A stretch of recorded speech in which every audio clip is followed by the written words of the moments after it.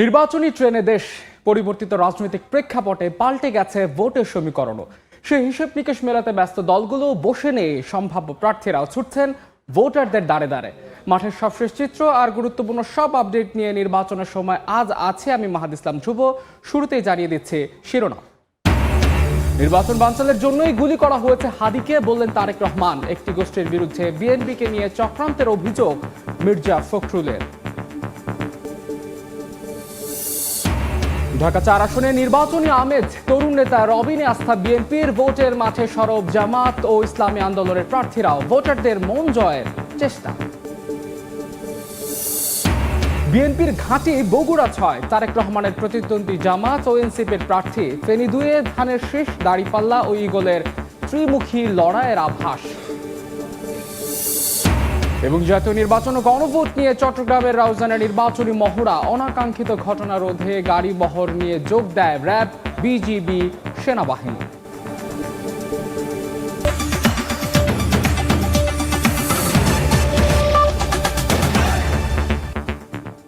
নির্বাচন নিয়ে ষড়যন্ত্র থেমে নেই। ওসমান হাদির উপর আক্রমণ তারই প্রমাণ। বিজয় দিবসের আলোচনায় বিএনপির ভারপ্রাপ্ত চেয়ারম্যান তারেক রহমান আরো বলেন, নির্বাচনে জনগণের সঙ্গে মাঠে থাকবেন তিনি। জনগণের নিজেদের অধিকার প্রতিষ্ঠার এই নির্বাচনে মিছিলে আমিও আপনাদের সঙ্গে থাকবো ইনশাল্লাহ। পতিত পলাতক একটি চক্র শুধুমাত্র নিজেদের হীন দলীয় স্বার্থে পরিস্থিতির সুযোগ নিয়ে কারণে অকারণে শর্তের পর শর্ত জুড়ে দিয়ে কিংবা নানা অজুহাতে বাংলাদেশের স্বার্থ বিরোধী একটি চক্র নির্বাচন অনুষ্ঠানের পথে বারবার নানা রকম বিঘ্ন সৃষ্টির অপচেষ্টা তারা চালিয়ে যাচ্ছে। ষড়যন্ত্র কিন্তু এখনো থেমে নেই। গণতন্ত্রের পক্ষে সাহসী সন্তান ওসমান হাদিকে গুলি করার যে ঘটনাটি, এটা কিন্তু সেই ষড়যন্ত্রের অংশ। গতকালকে নির্বাচনের সময় আমরা ঢাকা 3 আসন নিয়ে আলোচনা করেছিলাম, আজ করব ঢাকা 4 আসন নিয়ে। তবে তার আগে আজকের দিনের ঘটনাবহুল সংবাদগুলো একটু জানতে চাই। আজকের সিএসির বক্তব্য পুরো রাজনৈতিক ময়দানে তোলপাড়ের সৃষ্টি করেছে। আজকে সিএসি যে বক্তব্যটি দিয়েছেন একটা আয়োজনে রাজধানীতে, তিনি বলেছেন হাদিকে গুলির ঘটনা বিচ্ছিন্ন, ভোটের সময় 2-1টি খুন হতে পারে। তার এমন বক্তব্যের পর কিন্তু রাজনৈতিক ময়দানে তোলপাড় লেগে গেছে এবং জামাত সহ এনসিপি এবং বিভিন্ন রাজনৈতিক মহল কিন্তু তার এই বক্তব্যের তীব্র সমালোচনা করেছেন। বিশেষ করে প্রেস ক্লাবে আয়োজনে জামাতের আমির এই বক্তব্যের ক্ষুব্ধ প্রতিক্রিয়া দেখিয়েছেন এবং আজকে শহীদ মিনারে নাগরিক সমাবেশে অর্থাৎ সর্বদলীয় সমাবেশে কিন্তু এনসিপির আহ্বায়ক নাহিদ ইসলাম এই সিএসির বক্তব্যের কিন্তু তীব্র সমালোচনা করেছেন। একই সঙ্গে আজকে তারেক রহমান ইঞ্জিনিয়ার্স ইনস্টিটিউটে এক বিজয় সমাবেশে, বিজয়ের প্রোগ্রামে তিনি কিন্তু আজকে বলেছেন যে ভোট বানচালে হাদিকে গুলি করা হয়েছে। একই আয়োজনে মির্জা ফখরুল বলেছেন নির্বাচনই নির্ধারণ করবে দেশ সামনে এগোবে নাকি দেশ পেছাবে। তো এই ছিল আজকের কিন্তু ঘটনাবহুল সংবাদগুলো। আমরা একটু আজকে ঢাকা 4 নিয়ে আলোচনা করতে চাই। আমরা ঢাকা বিভাগের, যেহেতু ঢাকা বিভাগে 20টি জেলা নিয়ে ঢাকা বিভাগ, এবং আমরা ঢাকার যে আসনগুলো তার মধ্যে ঢাকা 4 আসনটি আমরা আলোচনা করতে চাই। যেহেতু গতকালকে আমরা ঢাকা 3 আসনটি নিয়ে আলোচনা করেছিলাম, আজকে আমরা ঢাকা 4 আসনটি নিয়ে আলোচনা করতে চাইছি। তবে ঢাকা 4 আসনে আলোচনা করার আগে আমরা ঢাকা 4-এর প্রতিবেদনটি শুরুতে দেখে আসতে চাই। সেই প্রতিবেদনটি আমি করেছি এবং সেখানকার জনগণের সমস্যা এবং প্রার্থীদের প্রতিশ্রুতি নিয়ে আমার করার প্রতিবেদনটি শুরুতে দেখে আসতে চাই। শ্যামপুর, কদমতলী ও ঢাকা দক্ষিণের 9টি ওয়ার্ড নিয়ে ঢাকা 4 সংসদীয় আসন। ভোটার তালিকার হিসেব বলছে আসনটির ভোটার সংখ্যা প্রায় 3 লাখেরও বেশি। পুরান ঢাকা ও শিল্পাঞ্চলের ব্যস্ততায় মোড়া এই জনপদ। সমস্যার ভার যেমন পুরনো, তেমনি বদলে যাওয়ার সম্ভাবনাও নতুন করে উকি দিচ্ছে। সামান্য বৃষ্টিতে সড়কে পানি, সংকীর্ণ রাস্তা, এসবই এই জনপদের চিরাচরিত দৃশ্য। মাদকের কালো থাবা, কিশোর গ্যাংয়ের আধিপত্য আর চাঁদাবাজির ভয়, সব মিলেই প্রতিদিনই যুদ্ধ করে বাঁচে এই জনপদের বহু মানুষ। স্কুল কলেজের ছেলেমেয়েরা যে যাবে মাদ্রাসায় পড়ে, যারা যায় এরা পানি ভাড়া দিতে হয়, বৃষ্টি হলেও দিন স্কুল যেতে পারে না। যেরকম অবস্থা চিকিৎসার সেরকম অবস্থা রাস্তার, একেবারে চারদিকে খুবই খারাপ অবস্থা। এখানে মানুষ চিকিৎসা সেবা বলতে কিছুই নাই। এখানে শেষ নয়, শিক্ষা চিকিৎসা খাতেও পিছিয়ে এই আসন। সম্ভাবনাময় অঞ্চলটি নিয়ে নির্বাচন ঘিরে স্থানীয়দের তাই প্রত্যাশাও ব্যাপক। আগামীতে যারা নির্বাচিত হয়ে আসবে তাদের কাছে আমাদের প্রত্যাশা যাতে তারা আমাদের এই নাগরিক সুবিধা থেকে আমাদের বঞ্চিত যাতে আমরা না হই। বর্ষা নয়, তবুও সড়কে পানি। আইন শৃঙ্খলা রক্ষাকারী বাহিনী রয়েছে, তবুও মাদকের হাতছানি। চাঁদাবাজি, কিশোর গ্যাং যেন সমস্যার পাহাড় ঢাকা 4 আসনে। এই সমস্যার সমাধানে কতটুকু প্রস্তুত এই আসনের প্রার্থীরা? এই নির্বাচন ঘিরে কি তাদের অঙ্গীকার? নির্বাচন ঘিরে ইসলামিক দলগুলোর 2 প্রার্থী পুরো আসন পাল্টে দেওয়ার প্রতিশ্রুতি দিচ্ছেন। কোনো দুর্নীতি, চাঁদাবাজি, সন্ত্রাস, আপনার ধর্ষণ, আপনার ইফটিজিং, যত অন্যায়গুলো আছে এখানে ইনশাল্লাহ আল্লাহ যদি আমাকে কবুল করে সংসদে যাইতে পারে, এ ব্যাপারে আমি কঠিন বলন্দ আওয়াজ তুলব। বাংলাদেশের এমন কোনো সমস্যা নেই যেই সমস্যাগুলো ঢাকা 4-এর ভিতরে নেই। 4 যে অবহেলিত একটা এলাকা, এটা অল্প দিনের ব্যবধানে আমরা পরিবর্তন করতে চাই এবং সেটা সকলকে লাগবে। অন্যদিকে বিএনপির তরুণ এই প্রার্থী বলছেন, দল মত নির্বিশেষে সবার সহযোগিতায় বাস্তব পরিবর্তন ঘটাবেন তিনি। আমি যদি মানুষের ভোটে, মানুষের আস্থা এখানে নির্বাচিত হওয়ার সুযোগ পাই, পরিষ্কার হয়, আমি তৃণমূলের কাছে এলাকার শাসন ব্যবস্থার ক্ষমতা ফিরিয়ে দিতে চাই। আমার এলাকায় কোনো মাদক ব্যবসায়ীকে আমি থাকতে দেব না। প্রার্থীদের প্রতিশ্রুতি জোরালো, কিন্তু ভোটারদের প্রশ্ন এবার সত্যি কথা রাখবে কে? সত্যি কে বদলে দেবে ঢাকা 4 আসনকে? মাহাদি ইসলাম ধ্রুব, সময় সংবাদ, ঢাকা। ঢাকা 4 আসন নিয়ে আমার করার প্রতিবেদনটি দেখছিলাম, তবে এই সংক্রান্ত আমরা আরেকটু বিস্তারিত জানতে চাই ঢাকা 4 আসন নিয়ে। আমরা গতকাল যেহেতু ঢাকা 3 আসন নিয়ে কথা বলেছি, আজকে আমরা ঢাকা বিভাগের এই ঢাকা 4 আসনটি নিয়ে আলোচনা করতে যাচ্ছি। ঢাকা 4 আসনে আমরা যেটা দেখছি, মোট ভোটার হচ্ছে 2,54,000, মোট ভোটার হচ্ছে 2,54,577 জন, যেখানে পুরুষ ভোটার হচ্ছে 1,32,510 জন এবং নারী ভোটার হচ্ছে 1,22,162 জন এবং এখানে মোট ভোট কেন্দ্র রয়েছে 77টি। এই আসনের প্রার্থী তালিকাটা যদি আমরা একটু দেখি, এই আসনে কিন্তু বিএনপির যিনি প্রার্থী রয়েছেন তিনি হচ্ছেন তানভীর আহমেদ রবিন। তিনি হচ্ছে বিএনপির প্রার্থী। একটু জানিয়ে রাখা ভালো, তানভীর আহমেদ রবিন ঢাকা মহানগর দক্ষিণ বিএনপির সদস্য সচিব এবং তার বাবা দীর্ঘদিন কিন্তু এই ঢাকা 4-5 আসনে কিন্তু তিনি জনপ্রতিনিধি হিসেবে দায়িত্ব পালন করেছেন এবং অবিভক্ত 4-5-এর সংসদ সদস্য ছিলেন তানভীর আহমেদ রবিনের বাবা। একই সঙ্গে এই আসন থেকে জামাতের পক্ষ থেকে দাঁড়িপাল্লার প্রতীকে প্রতিদ্বন্দ্বিতা করছেন সৈয়দ জয়নাল আবেদিন এবং তিনি হচ্ছে জামাতের ঢাকা মহানগর দক্ষিণের কার্যনির্বাহী পরিষদের সদস্য। এই আসনে একজন হেভিওয়েট প্রার্থী রয়েছেন ইসলামিক আন্দোলনের, তিনি হচ্ছেন মোসাদ্দেক বিল্লাল মাদানী। তিনি মূলত রেজাউল করিম, পীর সাহেব চরমনায় রেজাউল করিমের বড় ভাই এবং তিনি ইসলামী আন্দোলন বাংলাদেশের সিনিয়র প্রেসিডিয়াম সদস্য। মোসাদ্দেক বিল্লাল মাদানীর পাশাপাশি এখানে এনসিপির তরুণ একজন প্রার্থী আসন থেকে প্রতিদ্বন্দ্বিতা করছেন, যার নাম হচ্ছে ডাক্তার জাহিদুল ইসলাম। ডাক্তার জাহিদ তিনি এনসিপির যে যুব উইং, জাতীয় যুব শক্তি, সেই যুব শক্তির সদস্য সচিব হিসেবে দায়িত্ব পালন করছেন। আমাদের একজন প্রতিনিধি রয়েছে যে আসলে ঢাকা 4 আসন নিয়ে আমাদেরকে বিস্তারিত জানাবেন, তার সঙ্গে আমরা একটু কথা বলতে চাই। তিনি এই মুহূর্তে আছেন ঢাকা 4 আসনে। ওমর ফারুক, আপনি নিশ্চয়ই আমাকে শুনতে পাচ্ছেন। ঢাকা 4 আসনের প্রার্থীদের কি প্রতিশ্রুতি রয়েছে এবং জনগণের কি প্রত্যাশা, এই সম্পর্কে আপনি একটু আমাদের বিস্তারিত জানাবেন। আমি এখন দাঁড়িয়ে আছি রাজধানীর ধুলাইপাড় মোড়ে। এখান থেকে শুরু হয়েছে সংসদীয় আসন ঢাকা 4-এর নির্বাচনী এলাকা। এই এলাকাটিতে এখন পর্যন্ত আমরা ভোটারদের সঙ্গে কথা বলেছি। এই আসনটিতে নির্বাচনের জন্য বিভিন্ন দল তাদের প্রার্থী ঘোষণা করেছেন। সেই আসনটিতে বাংলাদেশ জাতীয়তাবাদী দল বিএনপি থেকে ধানের শীষ প্রতীক নিয়ে নির্বাচন করবেন তানভীর আহমেদ রবিন। পাশাপাশি জামায়াতে ইসলামী তাদের প্রার্থী ঘোষণা করেছে দাঁড়িপাল্লা প্রতীকে। এই আসনটিতে নির্বাচন করবেন সৈয়দ জয়নুল আবেদিন। এনসিপিও তাদের প্রার্থী দিতে ভুল করেনি, তারা তাদের প্রার্থী মনোনয়ন করেছেন ডাক্তার জাহিদুল ইসলামকে। একই সঙ্গে ইসলামী আন্দোলন বাংলাদেশ হাত পাকা প্রতীকে তাদের প্রার্থী মনোনয়ন করেছেন মোসাদ্দেক বিল্লাহ আল মাদানীকে। একই সঙ্গে এই আসনটিতে আমরা ভোটারদের সঙ্গে কথা বলেছি, নানান রকমের সমস্যার কথা তারা আমাদেরকে বলেছেন। তবে নির্বাচনী প্রচারণা সেভাবে জমে ওঠেনি। নির্বাচন কমিশনের বিধিনিষেধের কারণে পোস্টার ব্যানার তেমন একটা দেখা যায়নি, ধীরে সুস্থে প্রচারণা চলছে।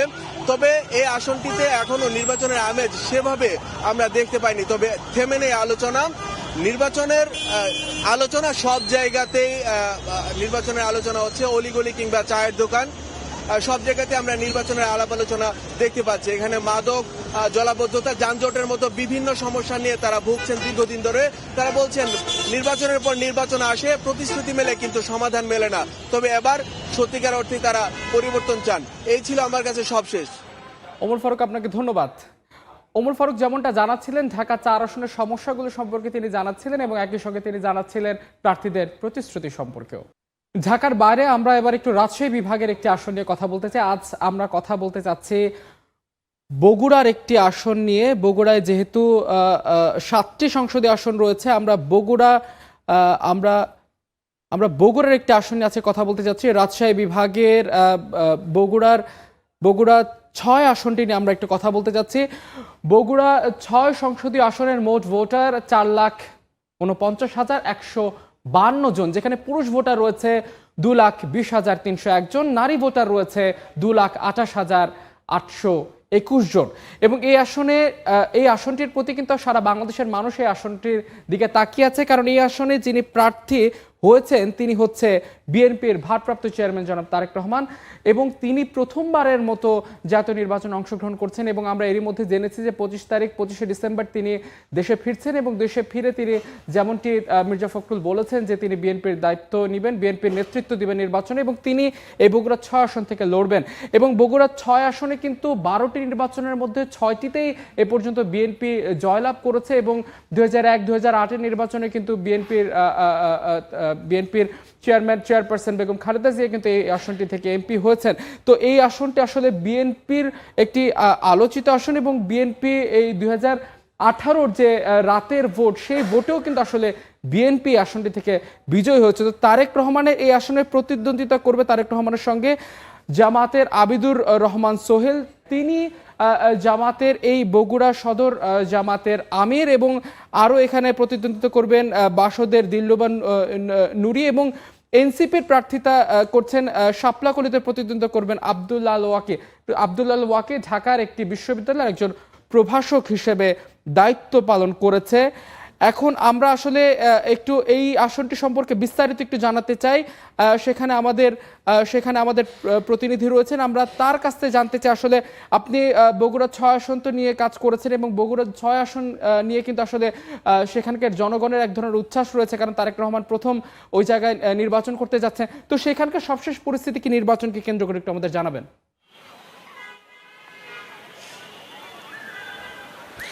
দেশের সবচাইতে বৃহত্তম পৌরসভা বগুড়া পৌরসভা এবং 11টি ইউনিয়ন নিয়ে কিন্তু বগুড়া 6 সদর উপজেলা নিয়ে আসলে এই আসনটি গঠিত, এবং এই আসনে কিন্তু মোট ভোটার 4,49,000, এবং এর মধ্যে কিন্তু নারী ভোটারই সবচাইতে বেশি 2,28,000, এবং 2,20,000 কিন্তু পুরুষ ভোটারও রয়েছে। এবং এই যে 4,49,000 যে ভোটার, এর জন্য কিন্তু ভোট কেন্দ্র রয়েছে 150টি, এবং 823টি ভোট কক্ষে কিন্তু আসলে এই 4,49,000 ভোটার কিন্তু তাদের ভোটাধিকার প্রয়োগ করবে। এবং এই যে আসনটি থেকে কিন্তু হেভিয়েট প্রার্থী হিসেবে বিএনপি যিনি ভারপ্রাপ্ত চেয়ারম্যান রয়েছেন তারেক রহমান প্রথমবারের মতো জাতীয় সংসদ নির্বাচনে অংশগ্রহণ দিচ্ছেন, এবং একটি মাত্র আসন বগুড়া সদর থেকে কিন্তু আসলে তিনি এবারে প্রতিদ্বন্দ্বিতা করছেন ধানের শীষের।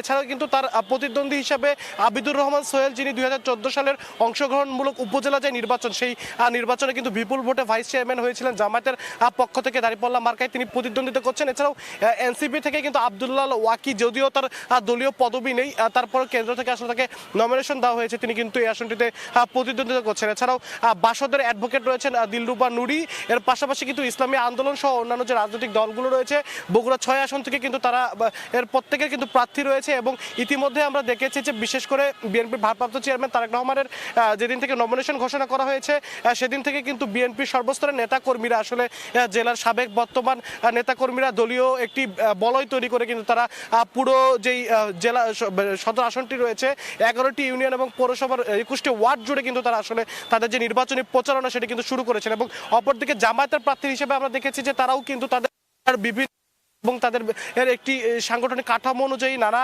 বলয় তৈরি করে কিন্তু তারা আসলে পুরো আসনটি জুড়ে তাদের নির্বাচনী প্রচারণা চালিয়ে যাচ্ছেন। তবে এনসিপি কিন্তু এখনো আনুষ্ঠানিকভাবে তাদের প্রচারণায় আসেনি এবং বিএনপির প্রার্থীরা আশা করছেন, বিএনপি নেতাকর্মীরা আশা করছেন যেহেতু হেভিয়েট প্রার্থী হিসেবে তারেক রহমান এখান থেকে প্রতিদ্বন্দ্বিতা করছেন, সেই হিসেবে কিন্তু বিপুল ভোটে আসলে তারা এখান থেকে জয় লাভ করবেন। তো বগুড়া থেকে এই ছিল আমার কাছে সর্বশেষ। আব্দুল্লাহ, আপনাকে ধন্যবাদ। আব্দুল আউল যেমনটি জানাচ্ছিলেন, আসলে সেখানে বিএনপি যেমন সরগরম, সেখানে বিএনপিকে একটি কঠিন প্রতিদ্বন্দ্বিতা দিতে কিন্তু জামাতও কিন্তু মাঠ গরম করে রেখেছে। ঢাকা বিভাগের আসনগুলি নিয়ে আমরা কথা বললাম আজকে চট্টগ্রাম বিভাগের একটি, রাজশাহী বিভাগের একটি আসন নিয়ে। এ পর্যায়ে আমরা চট্টগ্রাম বিভাগের একটি আসন নিয়ে কথা বলতে চাচ্ছি আমরা। সেটি হচ্ছে আজকে আমরা ফেনীর 3টি আসন যেহেতু রয়েছে, আমরা ফেনীর 2 আসনটি নিয়ে একটু কথা বলতে চাই। ফেনী 2 আসনটির ভোটার সংখ্যা যদি আমি একটু বলি, যে ফেনীর 2 আসনে ভোটার সংখ্যা 4,32,056 জন, যেখানে পুরুষ ভোটার রয়েছে 2,22,383 জন এবং নারী ভোটার রয়েছে 2,09,370 জন। এবং এই আসনে প্রার্থীদের সম্পর্কে একটু যদি আমি জানাই, সেটি হচ্ছে এই আসনে বিএনপির পক্ষ থেকে প্রতিদ্বন্দ্বিতা করবেন জয়নাল আবেদিন। তিনি একই সঙ্গে কিন্তু বিএনপি চেয়ারপারসনের উপদেষ্টা এবং তার নিকটতম প্রতিদ্বন্দ্বী হিসাবে রয়েছে দাঁড়িপাল্লা প্রতীকে লড়বেন লিয়াকত আলী ভূঁইয়া, এবং এই অধ্যাপক লিয়াকত আলী ভূঁইয়া কিন্তু জামাতের পক্ষ থেকে লড়বেন এবং তিনি কেন্দ্রীয় মজলিসে সূরা সদস্য জামাতের। একই সঙ্গে ইসলামিক আন্দোলনের থেকে প্রতিদ্বন্দ্বিতা করবেন একরামুল হক ভূঁইয়া, তিনি এই ইসলামী আন্দোলন বাংলাদেশের কিন্তু সে অঞ্চলের তিনি সেক্রেটারি, এবং এই অঞ্চলে এই জামাত এবং বিএনপির বাইরে কিন্তু একজন হেভিওয়েট প্রার্থী রয়েছেন, সেটি হচ্ছে মুজিবুর রহমান মঞ্জু, তিনি হচ্ছে এবি পার্টির চেয়ারম্যান। আমরা একটু এই আসনটি সম্পর্কে আরেকটু বিস্তারিত জানতে চাই। এই আসনে আমাদের সহকর্মী সেখানে রয়েছেন ফেনী 2 আসনে, আমরা তার কাছ থেকে একটু জানতে চাই যে ফেনী 2 আসনে কিন্তু আসলে জামাত বিএনপির পাশাপাশি এবি পার্টির মঞ্জু তিনি কিন্তু আসলে লড়ছেন। তাহলে বলা যায় একটা ত্রিমুখী লড়াই দেখতে যাচ্ছে ফেনী 2 আসন, এবং ফেনী 2 আসন কিন্তু আসলে ফেনী অঞ্চলে কিন্তু তারা রাজনীতিতে ফেনী 2 আসনে একটা বড় প্রভাব থাকে। এ বিষয়ে আপনার কাছে বিস্তারিত কি তথ্য রয়েছে?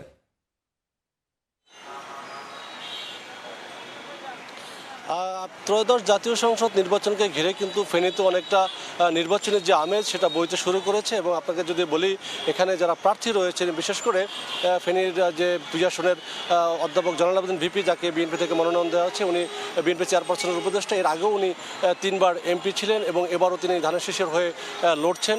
এবং পাশাপাশি তার প্রতিদ্বন্দ্বী যারা রয়েছেন, যারা চোখে চোখ রেখে নির্বাচনে প্রতিদ্বন্দ্বিতা করবেন, তার মধ্যে অন্যতম রয়েছেন এই আসনেরই একজন জামায়াতের মনোনীত প্রার্থী অধ্যাপক লিয়াকত আলী ভূঁইয়া। তিনি 1996 সালে একবার নির্বাচন করেছিলেন দলের পক্ষে, এবং তারাও বেশ চোখে চোখ রেখে লড়ছেন এবং তারাও আশাবাদী যে আগামী এই সংসদ নির্বাচনে তারা একটা ভালো ফলাফল বয়ে আনবেন এবং ভালো প্রতিদ্বন্দ্বিতা গড়ে তুলবেন এবং বিজয় ঘরে তোলার মতন একটা প্রত্যাশা তারাও করছেন, তাদের দলীয় নেতাকর্মীরা করছেন। অন্যদিকে যদি বলি, আমার বাংলাদেশ মানে এবি পার্টির যে চেয়ারম্যান রয়েছে মুজিবুর রহমান মঞ্জু, তিনি ফেনীর সন্তান এবং তিনিও কিন্তু প্রথমবারের মতো এই দলের প্রধান এবং এই আসনে ফেনীর সংসদীয় আসন 2 সদর থেকে লড়ছেন।